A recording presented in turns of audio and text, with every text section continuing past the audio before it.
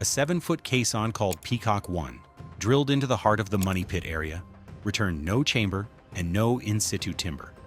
Then, days later, a man at the wash plant pulled a medieval stone shot out of the spoils. It looks like a Portuguese stone shot to me. Is the fact that it's coming out of this at 100+ feet down. Okay. This is cool, man. A hand-shaped projectile from a workshop that hasn't existed in 500 years.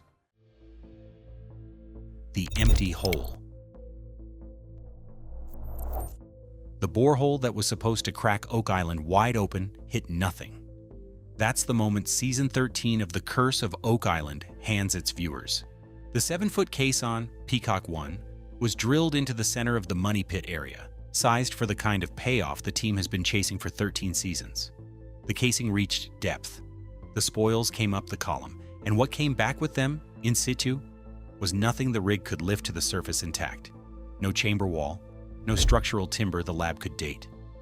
The cameras stay on Rick Lagina's face longer than they need to, because everyone at the rig knows what this was supposed to be. Then, days later, a man named Derek Couch reaches into a pile of dirt at the wash plant. What do you make of it? Well, it looks like a stone shot, for sure. I don't see how that would occur naturally here. And he pulls out a medieval artifact that has no business being there. The bed. Peacock-One wasn't just one more hole. It was the one the season had been pointing at. The team sank 5 caissons into the money pit area in Season 13, named TPF, Karma-One, Peacock-One, MS-One, and MP-One.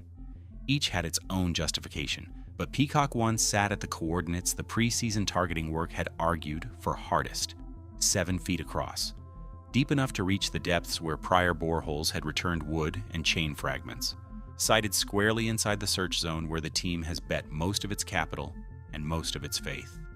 When you drop a casing that big into a place like that, you're hoping for a chamber wall, a void, an in-situ timber the team can lift back up intact for the cameras and the lab.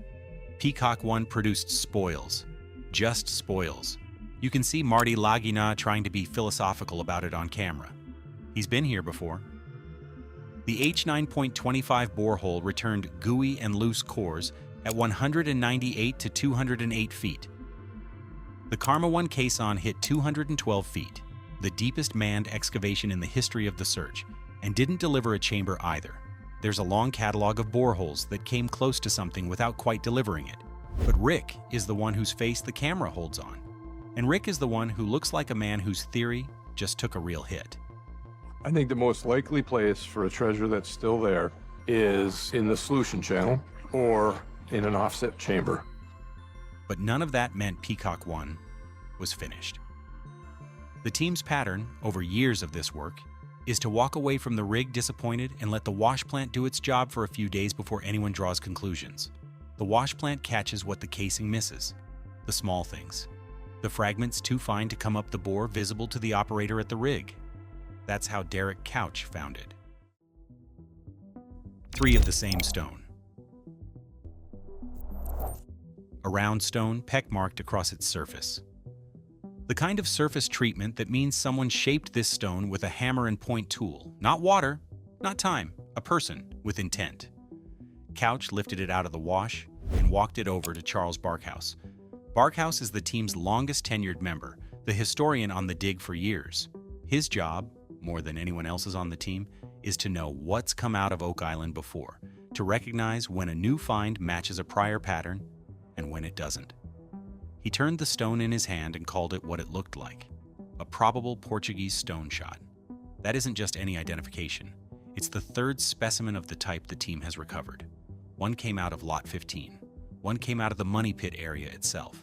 And now Peacock-One, drilled deep and returned empty, has produced a 3rd. 3 of the same kind of stone, on the same island, recovered by the same dig over the course of multiple seasons. The first one was a curiosity. The second one was a coincidence the team was willing to flag. The third one is the thing that turns a coincidence into a pattern. The stone went to the lab. Emma Culligan ran a CT scan on it.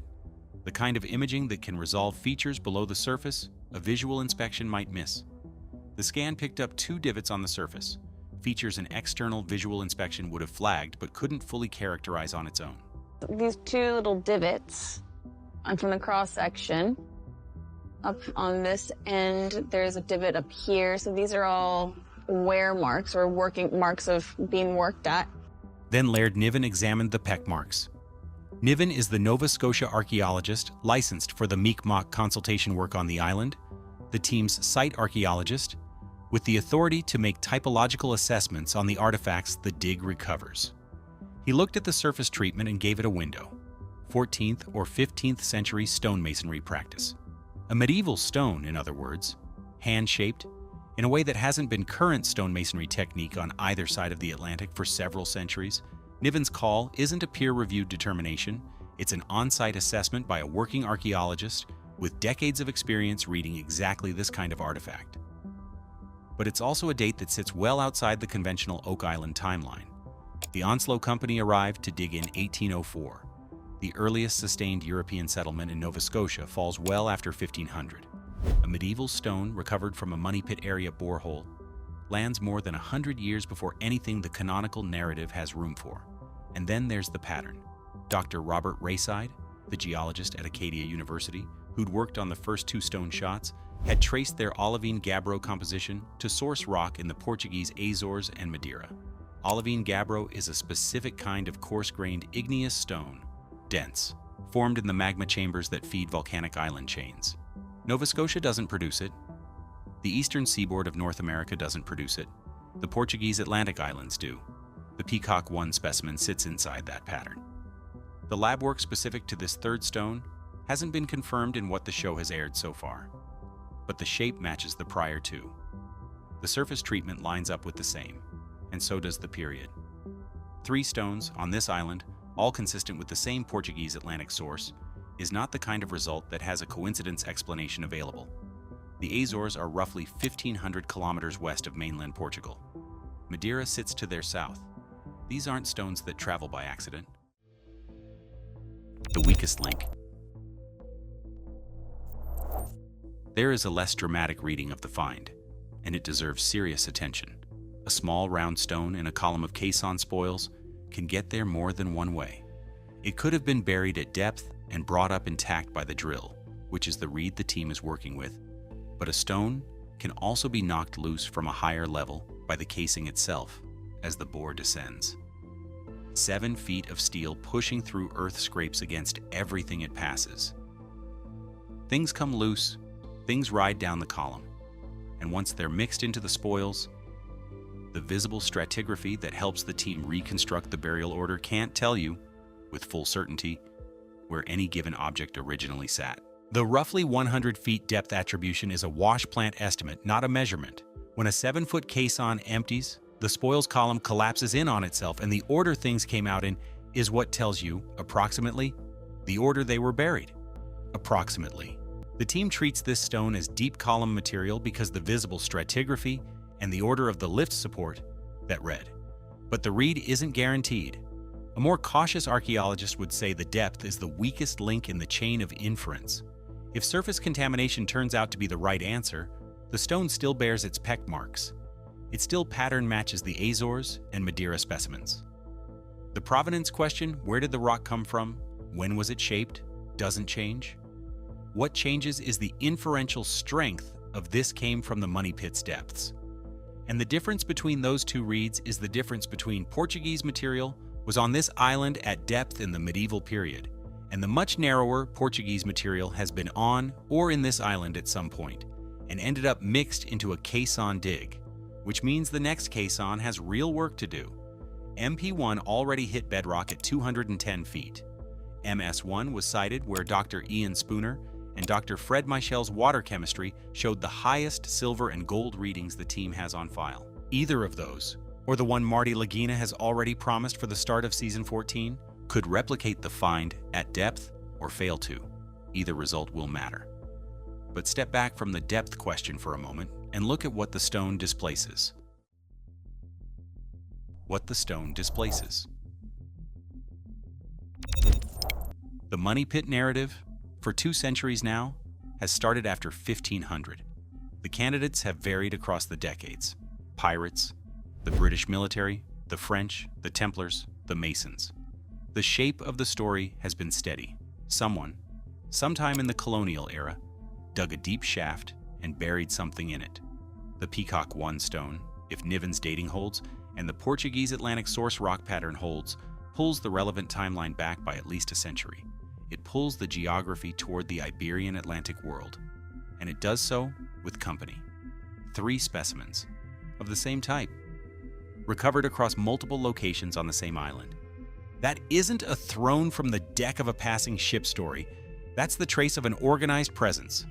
Someone with access to Portuguese Atlantic stone and 14th or 15th century stonemasonry technique was working this island, producing these stones, leaving them in places the modern search keeps finding them. The 14th and 15th centuries are inside the operational window of one specific institution. When the Knights Templar were dissolved in 1312, the Portuguese King Dinas I didn't disband his country's chapter the way the rest of Europe did. He renamed them. They became the Order of Christ, eventually headquartered at Tomar, and they kept their lands, their wealth, and most of their personnel intact. For the next 2 centuries, the Order of Christ's cross flew on every Portuguese voyage of discovery. Madeira, settled in 1420, the Azores, formally granted in 1439, Cape Verde in 1462. The Atlantic was where the Order pushed the limits of what European seafaring could do, and the islands the modern dig keeps tracing its stones back to were their territory. That's the institution whose operational window the Peacock-One stone lands inside.